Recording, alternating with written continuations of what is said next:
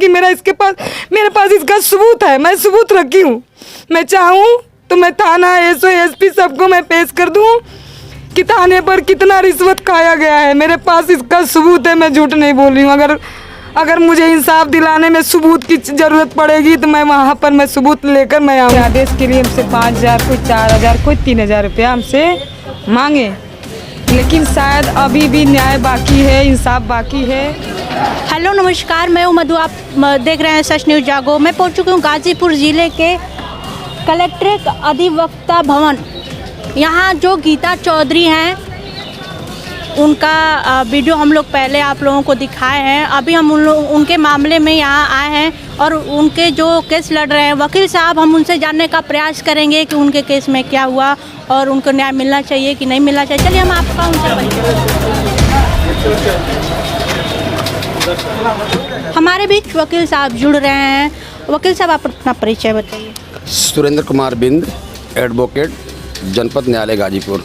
चौधरी का केस लड़ रहे हैं, आप आइए सामने। वो हमारे बीच मौजूद हैं। हम वकील साहब से ये जानना चाहेंगे कि अभी तक इस केस में क्या हुआ है और आपके हिसाब से इनको न्याय मिलना चाहिए कि नहीं मिलना चाहिए। इनके केस में इनको मारे पीटे लोग थे। मात्र इनके 183/20 323/504 में इंसिया दर्ज किए। मैंने माननीय न्यायालय महोदय से ऑर्डर करवा दिया और आदेश की कापी चली गई विवेचना करने के लिए। उसके बाद भी आईओ महोदय ने इनकी सही रिपोर्ट न लगा करके इनको गलत तरीके से मतलब गुमराह कर रहे हैं, जबकि इनको न्याय मिलना चाहिए। इनका 313 का केस बनता है मेडिकल के हिसाब से, लेकिन उन्होंने 313 केस न लगा करके मात्र 323/504 में वो चार्जशीट सबमिट कर रहे हैं। ये बताइए कि अभी तक दोषियों की गिरफ्तारी क्यों नहीं हुई है। ये तो पुलिस का काम है, पुलिस ने जानबूझ कर नहीं किया है। क्या लगता है आपको कि न्याय मिलना चाहिए।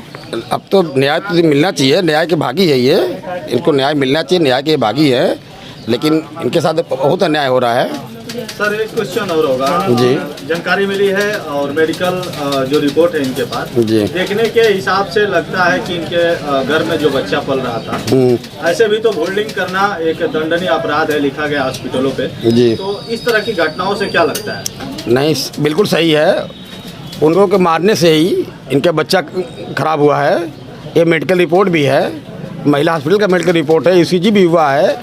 उसके बाद भी सारा मैंने मेडिकल रिपोर्ट लगा करके विवेचना करने का आदेश कराया है और मेडिकल के प्रकाश में विवेचना होना चाहिए, लेकिन आईओ महोदय ने ऐसा न करके एक निंदनीय कार्य किए हैं।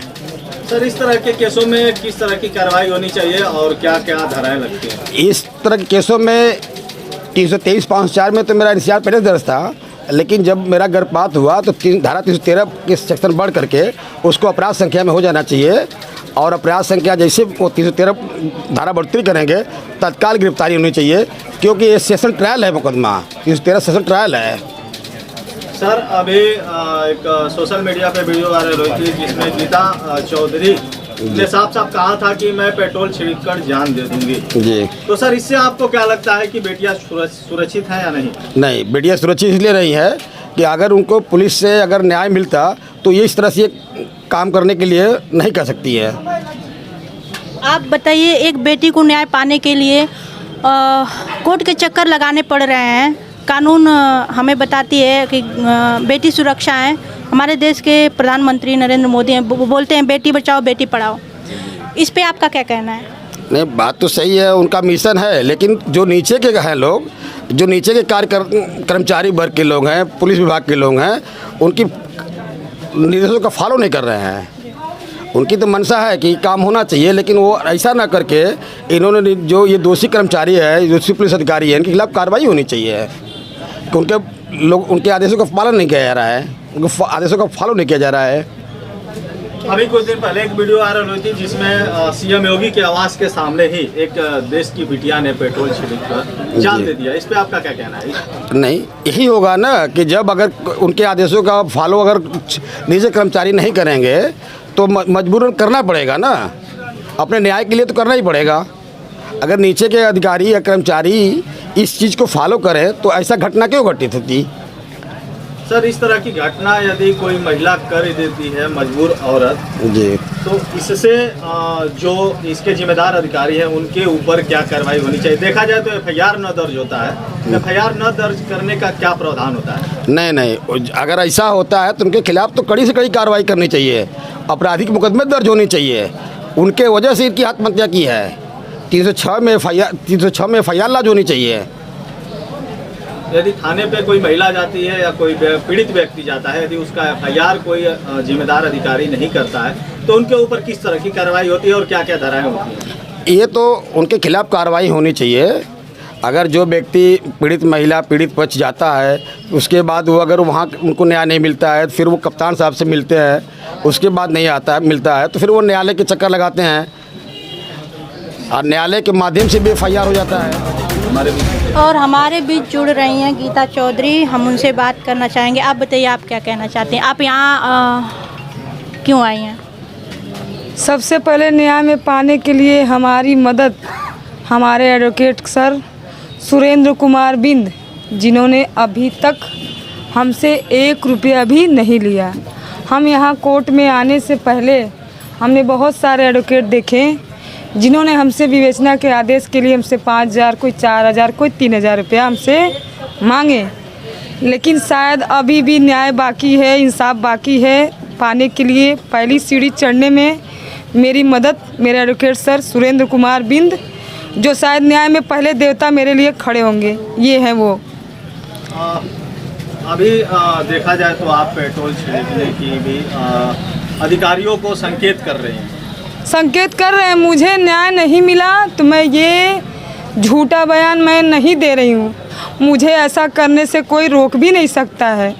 और मेरे मरने के बाद जैसे क्रिमिनल पे सेक्शन लागू होता है, उसी तरह एसआई सर लोग पर भी होना चाहिए। 199, 119, 220, 219 की धारा उनके भी लागू होती है। मैं मतलब कि मैं एक पढ़ी लिखी हूँ, मैं हाउस वाइफ की ज़िंदगी व्यतीत कर रही हूँ, लेकिन इसके बावजूद क्या कानून हर इंसान को जाहिल या गवार समझता है कि अपने इशारे से उसको नचाएंगे? उतने दिन दौड़ने के बाद, जितने दिन भी हमने 14 नवंबर से 2020 से अब तक दौड़ा, उसके बाद लखनऊ से गोरखनाथ कार्यालय से जब फ़ोन आता है कि गीता चौधरी आप जाइए चौकी पर, वहाँ के एसआई पवन कुमार से हमारी बात कराइए।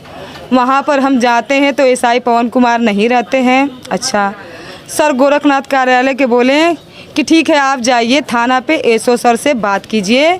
तो उन्होंने विमल कुमार सर को फ़ोन लगाया, जिन्होंने कहा कि ठीक है महिला को भेज दीजिए, मैं थाने पर ही हूँ। हम सुबह से 10 बजे से तकरीबन 2 बजे तक वहाँ पे बैठे थे। हमने पूछा कि विमल कुमार सर कहाँ हैं, तो वहीं पे एक कांस्टेबल ने बोला कि उनका ट्रांसफ़र हो गया है 1 हफ्ते पहले। मेरा ये कहना है कि जब उनका 1 हफ्ते पहले ट्रांसफ़र हो चुका था तो उन्होंने ये क्यों कहा कि मैं थाना कोतवाली गाजीपुर में बैठा हूँ, महिला को भेजिए। अच्छा, उनसे मेरी मुलाकात नहीं हुई। हमने एसआई पवन कुमार को देखा, हमने वहाँ पर देखे उनको। तो हमने लखनऊ गोरखनाथ कार्यालय हमने सर को फ़ोन लगाया कि सर यहाँ पर रजागंज चौकी के एसआई सर मौजूद हैं। तो उन्होंने हमसे कहा कि ठीक है आप जाइए उनसे बात कीजिए, मैं लाइन पर हूँ। हमने पवन कुमार सर से पूछा कि सर अभी तक आपने कार्रवाई क्यों नहीं की? उन्होंने कहा कि मैं कर दिया हूँ, जितने 4-5 एसआई आए वो नहीं न किए हैं, मैं कर दिया हूँ। तो हम कहे सर उनकी गिरफ्तारी थी 313 में, जो भाई कानून का न्याय है मैं उस न्याय के आधार पे चल रही, वही न्याय मेरा मांगना मेरा हक है। कानून के नज़र में बच्चा मारना, गर्भपात कराना 313 है, तो उसमें न्याय में हमको 313 में हमको गिरफ्तारी चाहिए। उन्होंने कहा कि मैं रिपोर्ट लगा दिया हूँ, रिपोर्ट सीजीएम साहब के पास कोर्ट पहुँच चुका है। ठीक है, हमें तुरंत डाउट हुआ कि 313 में गिरफ्तारी थी, इन्होंने क्या रिपोर्ट लगाया। हमने सर को अपने एडवोकेट सर को हमने फ़ोन किया, सुरेंद्र कुमार बिंद हमारे सर हैं जिनको हमने फ़ोन किया, तो उन्होंने बोला कि यहाँ कोर्ट का आदेश है 313 में गिरफ्तारी, वो रिपोर्ट क्या लगाएं, उनसे पूछो अपराध संख्या क्या है, धारा संख्या क्या है। हमने पवन कुमार एसआई सर को उनसे मिलने के बाद तकरीबन 10 बार हमने कॉल किया होगा, जिसका रिकॉर्ड मेरे पास है। एक बार मेरा फ़ोन उठाते हैं तो हमने पूछा सर आपने रिपोर्ट में क्या लगाया है, अपराध संख्या धारा हमें बता दीजिए। उन्होंने बोला कि मैं चौकी जाऊंगा तो मैं बताऊंगा। फिर हमने उनको फ़ोन नहीं किया, हमने कहा कि वो फ़ोन कर बताएंगे। वो बोले कि मैं तुम्हारे घर आऊँगा। हम कहा ठीक है सर, आप बेशक आइएगा। हमने उनका उस दिन इंतज़ार किया, वो नहीं आए। दूसरे दिन हम थाने पर जाते हैं। लखनऊ से गोरखनाथ कार्यालय से फ़ोन है कि आप जाइए थाने पर, जो नए दरोगा साहब हैं उनसे पूछिए कि धारा संख्या अपराध संख्या क्या है। तो मैं जब थाने पर जाती हूँ तो वो बोले कि आप जाइए वहाँ पर मुंशी ऑफिस में हम जाते हैं। तो वो बोले कि धारा वगैरह ये पर्सनल होता है, ये सबको नहीं बताया जाता है। तो हमने कहा कि हम इस केस की, इस मुकदमा की करने वाली हम ही हैं, जानने का हमें हक है। तो उन्होंने बोला कि आप जाइए CO ऑफिस से, आपको पता चलेगा। तो वहाँ से हम SI सर को हम फ़ोन कर रहे हैं, वहीं मुंशी ऑफिस में बैठे हुए 50 बार तकरीबन हम कॉल किए हैं, तो वो फ़ोन नहीं उठाए हैं। इसके बाद हम हार कर अपने वकील साहब के पास हम आए, तो जिन्होंने कहा कि ठीक है तुम जाओ CO साहब के पास। तो CO साहब तत्काल में मौजूद नहीं थे। तो हम SP साहब से मिलने के लिए गए। उनसे मिलने से पहले हमको एप्लीकेशन लिखना पड़ा, हम लिख कर उसमें गए। तो हमारा ये कहना था, तो सर बोले कि तुमको अगर धारा बढ़वाना ही था तो तुम मेरे पास पहले आती। साहब SP साहब हमें न पहचानते हो, लेकिन हम SP साहब को बहुत अच्छी तरह से पहचानते हैं। SP सिटी में जो, चलिए मैं SP साहब को इस समय लाइन पे ले रहा हूँ और इस मामले को पूर्ण रूप से बता रहा हूँ कि जो महिला है पेट्रोल छिड़कने की एक मजबूर औरत है जो पूरी तरह से टूट चुकी है। हालांकि इस मामले को मैं माननीय SP साहब के बात, हेलो, हाँ जी, हाँ सर, जैन सर। सर मैं सच न्यूज़ जागो चैनल से बोल रहा हूँ। सर ये गीता चौधरी का मामला है सर। सर मैं गाजीपुर ज़िले से ही बात कर रहा हूँ। एक गीता चौधरी का मामला है जो रुई मंडी से हैं। महोदय सर ये कई दिनों से लगातार परेशान है सर। और सर हाँ, हम लोगों के यहाँ आके कह रही हैं कि मैं पूरी तरह से टूट चुकी हूँ, मैं पेट्रोल छिड़क के जान दे दूँगी। श्रीमान जी गीता चौधरी रुई मंडी की हैं। क्या मामला है? मामला सर इनके पटीदारों ने इनको बुरी तरह से मारा पीटा था सर। और इनका कहना, इनकी जो मेडिकल रिपोर्ट है सर उसमें साफ साफ साक्ष्य दिख रहा है कि जो कल आई थी, कल मैंने ऑर्डर कर दिया है। यस ये रोज चैनल के पास जाती है, जी। इधर वीडियो बनवाते हैं। मामला पिछले 1 साल पहले का है। जी जी जी जी मेडिकल रिपोर्ट परीक्षण करके सुधाराएं बढ़ाने का मैंने ऑर्डर कर दिया है। Yes sir, yes sir, yes ये सर। अब खाली प्रोपेगेंडा करती घूम रही है। जी जी जी जी। और 1 साल पहले का मामला है। जी जी जी जी।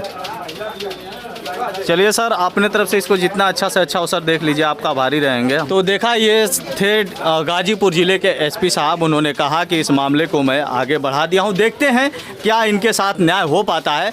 जो भी अपडेट्स आएगी मैं आपको आगे जानकारी दूंगा। विनम्रता के साथ आप सभी को सादर प्रणाम, धन्यवाद।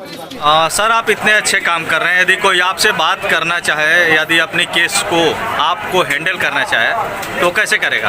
आप जैसे भी करना चाहे निःशुल्क करते हैं व्यवस्था अपनी, निःशुल्क सेवा मेरी है। सर बहुत से वकीलों लोगों की तो फीस बहुत हाई चार्ज की होती है, और आप क्यों निःशुल्क कर रहे हैं? अरे समाज की सेवा करते हैं, मेरा शौक है समाज का सेवा करना।